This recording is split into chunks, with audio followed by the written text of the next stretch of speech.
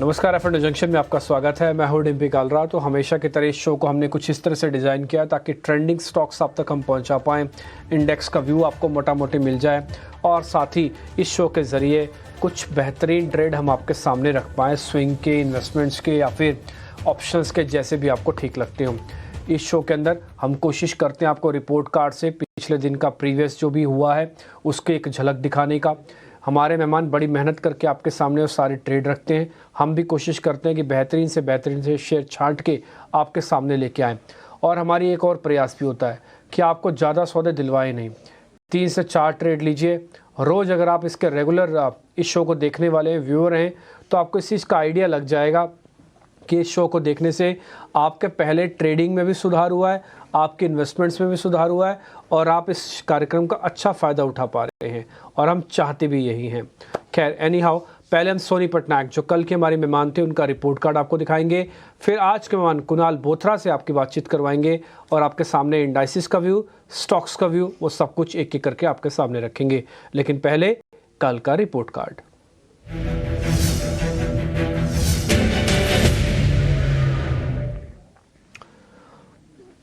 Hero MotoCorp कल उन्होंने आपको एक कॉल दी थी 3220 की। आपको ध्यान होगा हीरो मोटोकॉर्प कल उन्होंने फ्यूचर्स भी दिया था। हमने कहा था कि ये शेयर कन्विक्शन पे काफ़ी हाई लगता है, 30% का रिटर्न आपको वहाँ से। डालमिया भारत को बेचने की रिकमेंडेशन थी लास्ट में, बिल्कुल हमने जब अनवाइंडिंग के शेयर्स पता कर रहे थे, 1.5% का रिटर्न वहाँ से। विप्रो कल टूटा हुआ था, इन स्पाइट ऑफ दिस उनकी तरफ से कल बेचने की रिकमेंडेशन थी, 1 से 1.5% का गेन वहाँ से। रही बात इंडाइसिस की, तो इंडाइसिस में नो ट्रेड की उनकी रिकमेंडेशंस थी, वो कह रहे थे कि अवॉइड किया जाए। अगर आपने इंडाइसिस की बात भी मानी है तो आज की गिरावट से आपको डिस्टर्बेंस नहीं हो रहा होगा, क्योंकि मान लीजिए कल कोई रिकवरी देख के लेके गया होगा और आज किसी ने गैप डाउन देखा है तो फिर मुश्किल में फंस गया। लेकिन कल ही सोनी पटनायक ने ये कहा था कि फ़िलहाल अभी आपको दूर रहने की ज़रूरत है, इंडाइसिस को पहले सेटल हो जाने दीजिए। इसको हम रिपोर्ट कार्ड में नहीं डाल सकते, लेकिन ये बात आपके फ़ायदे की थी जो आप तक हमारे मेहमानों ने पहुँचाई है। अब हम थोड़ा आगे बढ़ते हैं। कुणाल बोथरा जी इस बीच मेरे साथ जुड़ चुके हैं, काफ़ी दिनों बाद उनसे मुलाकात हो रही है। कुणाल सर, बहुत बहुत शुक्रिया, first of all thank you very much. आज आपने टाइम निकाला, हमारे शॉर्ट नोटिस पे आपने हमको समय दिया एंड आई होप कि आप स्वस्थ होंगे, अच्छे होंगे और आपसे जल्दी मैं कुछ एक शेयर्स भी पता करता हूँ, इंडाइसिस का व्यू लूँगा। लेकिन पहले मैं ज़रा निफ्टी की प्लेट दर्शकों के सामने रख देता हूँ। उसमें ओपन इंटरेस्ट, उसमें प्राइस और उसमें प्रीमियम एक साथ आपको एक ही प्लेट में दिखेगा। आपको थोड़ा आइडिया लग जाएगा उस प्लेट से देख के कि इस समय बाजार के अंदर टिपिकली हो क्या रहा है, शॉर्टिंग हो रही है, अनवाइंडिंग हो रही है, कवरिंग हो रही है, क्या हो रहा है। आप इस समय देखेंगे तो बिल्डअप बेहद कम है, करीब आधे % के आसपास का जो नेट चेंज हुई हुआ आप देख पा रहे हैं। इसका मतलब पार्टिसिपेशन नहीं है। दूसरा, प्राइस एक्शन सीवियर है, 500 का एक अहम सपोर्ट है। कल हम यहीं से बचा के लेके गए थे, आज हम उसी जगह पर वापस खड़े हुए हैं। डिस्काउंट पिछले कई दिनों से गुम हो गया निफ्टी पर और इच्छा शक्ति का सूचक होता है, यानी कि हमारा मन कितना कर रहा है पोजीशंस लेने का, हम कितने एग्रेशन में हैं, ये हमको काफ़ी तक डिस्काउंट्स और प्रीमियम बता देते हैं। डिस्काउंट्स का मतलब है कि भी मन नहीं कर रहा पोजीशंस को बहुत स्ट्रांगली शॉर्ट कवरिंग करने का, और उसकी वजह एक और भी हो सकती है कर्टन के पीछे, वो है एफआईस का लॉन्ग बिल्डअप नहीं बन रहा। पिछले 5-6 दिनों से वही 28-29% के आसपास आके रुका हुआ है और इस सीरीज़ के मिडल ऑफ दिस या फिर एंड की तरफ में ये अच्छा साइन नहीं दे रहा। कम से कम 5% का मूवमेंट आना चाहिए जब आप मेगा सपोर्ट पे हो, लेकिन एफआईस की तरफ से नोटिस कुछ नहीं हो रहा। बैंक निफ्टी का डाटा भी आपने चेक कर लिया होगा, वहाँ पे प्रीमियम्स हैं, हालांकि प्रीमियम पहले ज़्यादा थे अब थोड़े कम हुए हैं, लेकिन बिल्डअप बहुत स्ट्रॉन्ग वहाँ पर भी नहीं है। पिछले 2 दिन से बैंक निफ्टी का 28% का ओआई एडिशन, कल -10% का ओआई एडिशन, ये तो बता रहा है कि बैंक निफ्टी के अंदर बारूद, जिसे हम कहते हैं ना मोमेंटम के लिए फोर्स सही होता है, वो फोर्स तो काफ़ी है बट डायरेक्शन लैकलस्टर है। वो डायरेक्शन हमको कुणाल जी बताएंगे कि बाजार किस तरफ जाने को तैयार हो रहा है। कुणाल सर, बहुत बहुत शुक्रिया, थैंक यू वेरी मच। पहले सर निफ्टी से शुरू करते हैं, बैंक निफ्टी फिर बाद में बताइएगा। पहले निफ्टी पे आपका एनालिसिस, ट्रेड कैसे करना है, कोई ऑप्शन हो तो वो भी बता सकते हैं आप। सबसे पहले धन्यवाद शो पे इनवाइट करने के लिए डिम्पी जी। इंडेक्स की बात करेंगे तो काफ़ी टफ सिचुएशन है मार्केट्स के लिए। लास्ट 4 दिन में हम देख रहे हैं कि इंडेक्स ने करीबन 300 से 350 पॉइंट की सेलिंग दिखा दी है। 19,800 के ऊपर हम ट्रेड कर रहे थे 3-4 दिन पहले स्टार्ट ऑफ दिस वीक, और अब हम 19,500 को भी तोड़ने जा रहे हैं। तो ये एक बहुत क्रिटिकल फेज है इंडेक्स के लिए। मेरा मानना है कि एक मेजर सपोर्ट अगर इंडेक्स की चार्ट देखें तो 19,500 490 के आसपास एक मेजर स्पॉट बेसिस पे सपोर्ट है।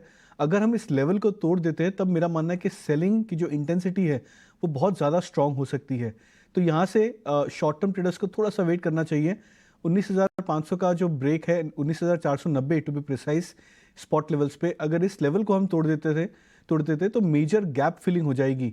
जो एक गैप सपोर्ट बन के खड़ा था लास्ट 1 मंथ से, वो गैप अगर फिल हो गया तब मेरा मानना है कि एक नेक्स्ट राउंड ऑफ सेलिंग आ सकती है। तो शॉर्ट टर्म ट्रेडर्स फिलहाल यहाँ पे शॉर्टिंग ना करें, बट 19,490 के नीचे अगर इंडेक्स ट्रेड होता है स्पॉट बेसिस पे तो वहाँ पे फ्रेश अपॉर्चुनिटी बन सकती है शॉर्ट करने की। ठीक है, तो सर यहाँ पे अगर रिस्क रिवॉर्ड जस्टिफाई हो रहा है, हम 490 का स्टॉप लगा के कुछ पोजीशंस को ले सकते हैं, बाय कर सकते हैं क्या फिर, अगर शॉर्ट नहीं करना तो? नहीं, जनरली ऐसा नहीं करना चाहिए Dimpy, because force of market अभी भी नेगेटिव है। तो इन्हें सबसे बेस्ट वे तरीका होता है देखने का कि लास्ट 4 दिन से क्या मार्केट नया लो बना रहा है या नया हाई बना रहा है। लास्ट 4 दिन से भी अगर हम निफ्टी की और बैंक निफ्टी की चाल देखें तो दोनों ही इंडाइसेस ने न्यू लोज बना रहे हैं। तो पुराने हाइस को भी और न्यू हाइस भी, लोअर हाइस भी बना रहे हैं। तो ये भी इंडिकेट होता है कि मार्केट में फोर्स जो है वो डाउन साइड पे है।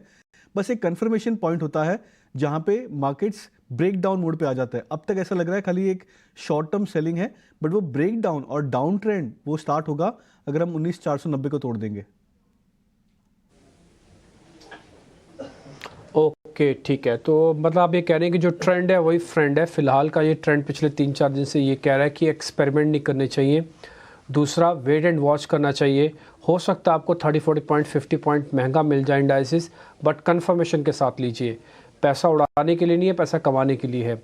ये मैं लेसन आपका समझ रहा हूँ सर अच्छे से, और इसलिए आप ये कह रहे हैं कि 19,490 वाले एरिया को पहले लेट इट बी, देखते हैं क्या होता है। उस वाले मोड में रह के आप थोड़ा अवॉइड कर सकते हैं। सर बैंक निफ्टी के कुछ लेवल्स हों या उसमें किस तरह का अप्रोच हो वो भी ज़रा बता दीजिए प्लीज़। सो बैंक निफ्टी में इनफैक्ट डिम्पी जी ये जो लेवल है ब्रेकडाउन का वो रहेगा 43,500 का। आज हमने हालांकि एक इंट्राडे 43,550 560 का एक लो बनाया है, बट इस लेवल को हमने तोड़ा नहीं है। तो मैं बैंक निफ्टी के लिए भी 43,500 का एक बेंचमार्क सपोर्ट रखूंगा। जैसे हम उस लेवल को ब्रेक कर जाएंगे तब मेरा मानना है कि वहां पे भी एक नेक्स्ट राउंड ऑफ सेलिंग आ सकती है। ओके, ठीक है। तो bank Nifty and Nifty both in levels को पहले टेस्ट होने दीजिए। हम भी आज सुबह से यही बात कह रहे हैं कि मेरा भी कन्विक्शन हाई नहीं है, क्योंकि मेरे को जब सुबह बैंक निफ्टी की रिकवरी भी दिखी ना, वो हरे निशान में भी आया था, 30 पॉइंट ऊपर भी गया था, लेकिन मेरा उस समय यही मानना था कि जब तक वो अपने जो लेवल्स को ब्रेक करके आया उसको रीगेन नहीं कर लेता, तब तक शॉर्ट्स का मनोबल नहीं टूटेगा। सिस्टम में शॉर्ट रहेंगे। वो ये कहते हैं कि हम 1 घंटे में बाज़ार को गिरा देते हैं, गिराया भी। इसलिए तेज़ी एक पुरानी फ़िलॉसफी है कि हम जाते सीढ़ियों से और आते लिफ्ट से हैं। तो इसलिए जब बाज़ार गिरता है तो बहुत ही सीवियर और बहुत ही बुरे तरीके से गिरता है, और जब हम बढ़ते हैं तो कई बार 10 दिन का जो गेन होता है एक ही दिन में इरोड कर देते हैं। तो इसलिए बी अवेयर, थोड़ा सावधान रहना चाहिए। अभी बाज़ार के अंदर बड़ी पोजीशन इंडाइसिस में नहीं बनाएं और पैसे भी नहीं मिलेंगे ज़्यादा। शेयर्स की बात करते हैं, ताज़ा खरीदारी वाले शेयर यानी कि फ्रेश लॉन्ग बिल्डअप कहाँ पे हो रहा है, आपके स्क्रीन पर आएंगे 2 शेयर।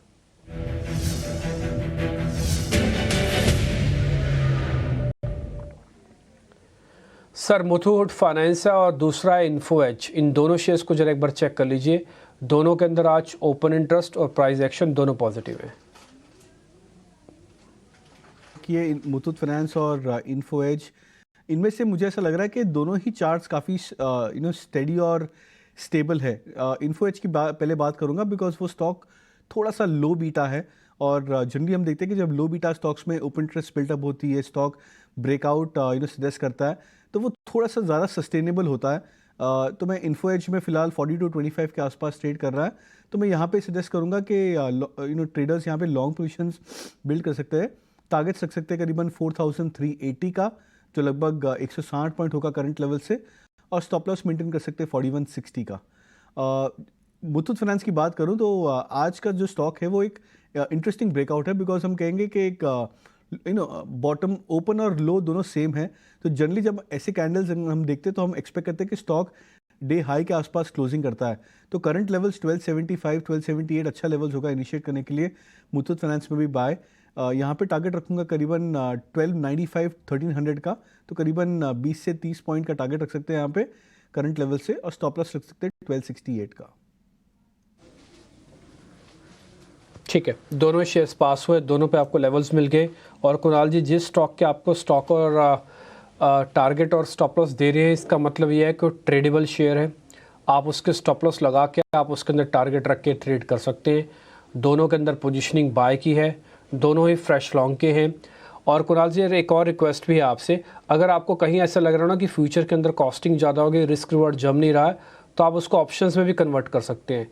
बस ये चेक कर लेना कि एक्टिव ऑप्शंस हो और वो एट द मनी के आसपास की हो तो ज़्यादा अच्छा है, ताकि ज़्यादा समय ना लगे हमको उससे बाहर निकलने का। फिलहाल 2 शेयर हमारे पास होके आए हैं, इन्फो एज और दूसरा मुथूट। शॉर्ट कवरिंग के भी 2 शेयर सर आपकी स्क्रीन पर आएंगे। First is UBL. यूबीएल ने आज गैप भी किया, ठीक चला, वॉल्यूम की भी कमी नहीं है आज, और लग रहा है कि यूबीएल के अंदर थोड़ा मोमेंटम आगे भी कंटिन्यू हो सकता है। सर एक बार जरा आप चेक कर लेना। दूसरा शेयर है आईसीआईसीआई लोम्बार्ड, इस शेयर को भी चेक करना सर, ये भी करीब 1400 रुपये के आसपास का शेयर है। तो दोनों ही चार्ट्स इनफैक्ट बहुत सिमिलर है, बिकॉज दोनों की कैंडलस्टिक आज ऑलमोस्ट सेम है। ओपन हायर साइड पे हुआ, स्टॉक ने इंट्राडे डिप किया, फिर एक हाई बना के थोड़ा सा एबॉफ हो गए। तो दोनों की चार्ट्स और कैंडलस्टिक्स ऑलमोस्ट सिमिलर है। मेरा मानना है कि आईसीआईसीआई बैंक, आईसीआईसीआई लोम्बार्ड, ये शायद थोड़ा सा बेटर स्टॉक हो सकता है ट्रेड करने के लिए। तो यहाँ पे करंट लेवल्स पे मैं इन दोनों में से आईसीआईसीआई लोम्बार्ड पिक करूँगा, बिकॉज अगर हम देखें तो बाकी सारे अदर पेयर्स जो है एचडीएफसी लाइफ वगैरह, इन स्टॉक्स में भी अच्छी मोमेंटम बनती हुई नजर आ रही है। तो जनरली हम कहते हैं कि प्योर मोमेंटम, प्योर मूवमेंट अगर अच्छा होता है तो जो ब्रेकआउट स्टॉक्स है वो भी अच्छा परफॉर्म करेंगे। तो उस लिहाज से मैं आईसीआईसीआई लोम्बार्ड पिक करूंगा। करंट लेवल से 1390 के आसपास स्टॉक ट्रेड कर रहा है, तो मैं यहाँ पे बाय की सलाह दूंगा। 1420 का टारगेट रख सकते हैं, स्टॉप लॉस 1380 का। सर यूबीएल को गिरा दे फिर, नो ट्रेड इन यूबीएल। हाँ, no trade in UBL, because UBL, United Spirits, इन सब स्टॉक्स की एक पॉइंट होती है कि जहाँ पे ब्रेकआउट आ जाता है उसके बाद में और मोमेंटम आ जाता है, उसके बाद में सडनली स्टॉक में एक पॉज आ जाता है। तो अगर ये स्टॉक डिप कर जाए और 1600 के आसपास अगर इंटरडे आ जाए, तब मेरे अनुमान से शायद एक अच्छा बाय जोन बन सकता है, करंट लेवल्स पे नहीं। ओके ठीक है, डन। सर हमने आपसे 4 शेयर पता किए, 4 में से एक शेयर आपने अवॉइड की कैटेगरी में डाल दिया हमारा, वो है यूबीएल। 3 शेयर हमारे को बाय की कैटेगरी में डाले हैं। स्टॉप लॉसेस टारगेट अच्छे से नोट कर लीजिए, ये सारे के सारे शेयर आपके काम आएंगे। कुणाल जी की तरफ से और मेरी तरफ से एक रिक्वेस्ट है, मैं आपसे बोलूँगा वॉल्यूम को कम रखें। जितना वॉल्यूम कम रखेंगे डिसीजन पावर उतनी स्ट्रांग होगी, जितना कम वॉल्यूम रखेंगे उतना रिस्क मैनेजमेंट हो जाएगा, जितना वॉल्यूम कम रखेंगे उतना फाइनेंशियल डिसिप्लिन आपके पास आएगा। ज़्यादा वॉल्यूम होने से गलत फैसले होने के चांसेस ज़्यादा होते हैं। ये डेरिवेटिव का पहला नियम है कि यहाँ पे सौदा पंच करना सबसे आसान काम है, सौदे को मैनेज करना दुनिया का सबसे मुश्किल काम है। ये डेरिवेटिव का सबसे पहला नियम है। तो इसलिए 3 चीज़ें आपको ध्यान रखनी है, अपनी स्टॉप लॉस टारगेट, और अच्छे से इसको फॉलो कीजिएगा। एक छोटा सा ब्रेक के सामने तेज़ी के शेयर रखे, आप जरा मंदी के शेयर्स कुणाल जी से पता कर लाते हैं। जहाँ पे ट्रेड होगा वहीं आपको बताएंगे, जहाँ ट्रेड नहीं है वो आपके सामने बात ही नहीं रखेंगे। अभी तक हमने 4 में से 3 शेयर पास करवा लिए, एक को हमने भी छुड़वा दिया। शॉर्ट कवरिंग और माफ़ कीजिए फ्रेश शॉर्ट्स कहाँ कहाँ पे हो रहे हैं और अनवाइंडिंग का प्रेशर कहाँ कहाँ पे है, आइए देखते हैं बिकवाली वाले सेगमेंट में।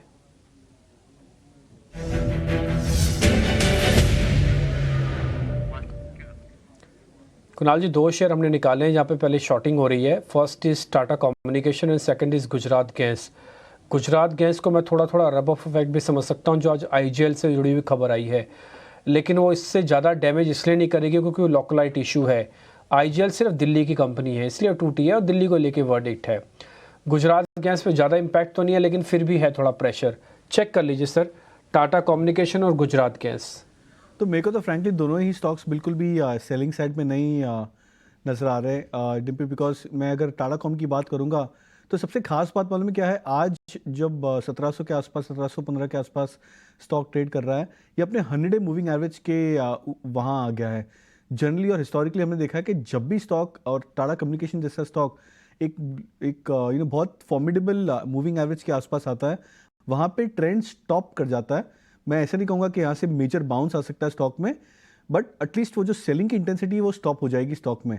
तो आने वाले 3 से 4 दिन बहुत ज़्यादा पॉसिबिलिटी है कि स्टॉक यहाँ से साइडवेज हो जाएगा। तो अगर जो एफ ट्रेडर्स यहाँ पे शॉर्ट ट्रेड्स ले और एक्सपेक्ट करे कि स्टॉक लास्ट 2 दिन से 3 दिन से जैसे गिर रहा है, अगर वही इंटेंसिटी से गिरे, तो मेरा मानना है वो शायद पॉसिबल नहीं होगा टाटा कॉम के लिए, बिकॉज स्टॉक अपने लॉन्ग टर्म एवरेज के आसपास आ चुका है।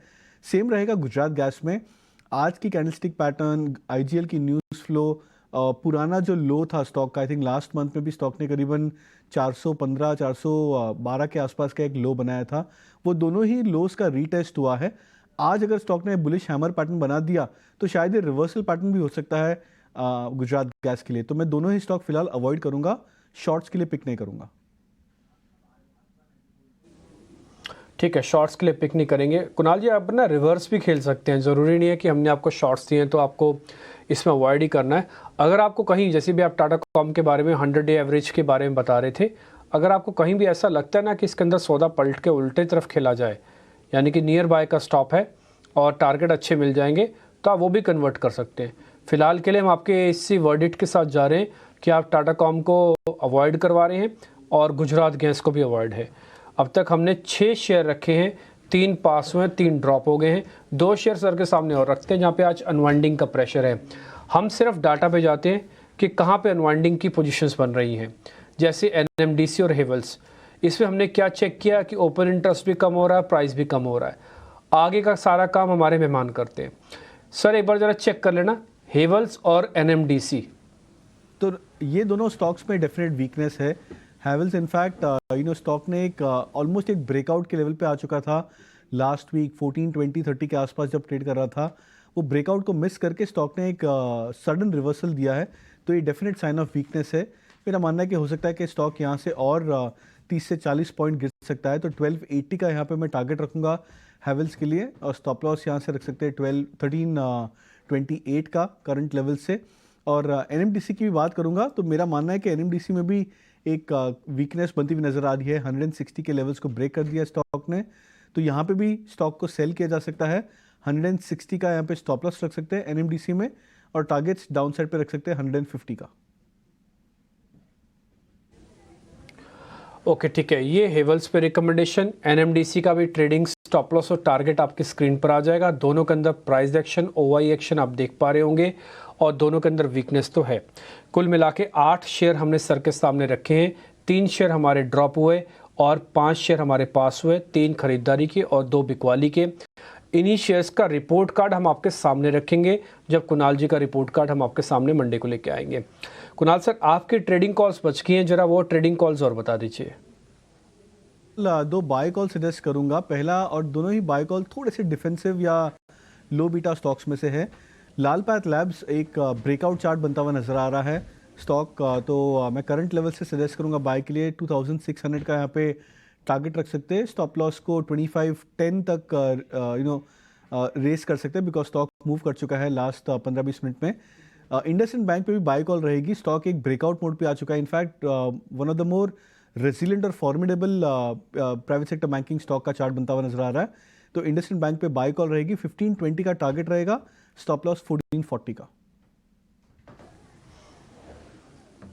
ठीक है, इंडसइंड बैंक आज कुल मिला के उस बैंक्स में से एक था जो कि अच्छे से रिकवर भी कर रहा है इन स्पाइट ऑफ दिस की बाजार फॉल में है, और ये बैंक निफ्टी की भी हेल्प कर रहा है। टिपिकली इसको शेडो इमेज के तौर पर देखा जाता है कि जैसे इंडसइंड करेगा वैसे बैंक निफ्टी करेगा। ये पुरानी कहावत है मार्केट के अंदर। इसका एक छोटा भाई और बड़ा भाई और है कोटक, तो कोटक और इंडसइंड को बहुत क्लोजली वॉच किया जाता है। बट बाय द वे आप लेवल्स नोट कर लीजिए, 15-20 का टारगेट है। डॉक्टर लाल पैथलैब धीरे धीरे काफ़ी दिनों से कंसोलिडेट करने के बाद चलना शुरू हो रहा है। एक दिन गिरता है 3 दिन चलता है, एक दिन गिरता है 3 दिन चलता है, इसकी रेशो है। इसलिए डिफेंसिव और एग्रेसिव का कॉम्बो है इसके अंदर। तो आप डॉक्टर लाल पैथलैब को भी ध्यान रखिएगा। 2600 आपका टारगेट, 2500 आपका स्टॉप लॉस, रिस्क रिवॉर्ड 1:1 का है फिलहाल के लिए। बहुत बहुत शुक्रिया Kunal sir, thank you very much. आज आपने समय निकाला और सारे के सारे ट्रेड में हमारी हेल्प की कि किसको छोड़ना है, किसको प्लस करना और कैसे स्ट्रेटजी हो। बहुत शुक्रिया sir, thank you very much आज समय देने के लिए।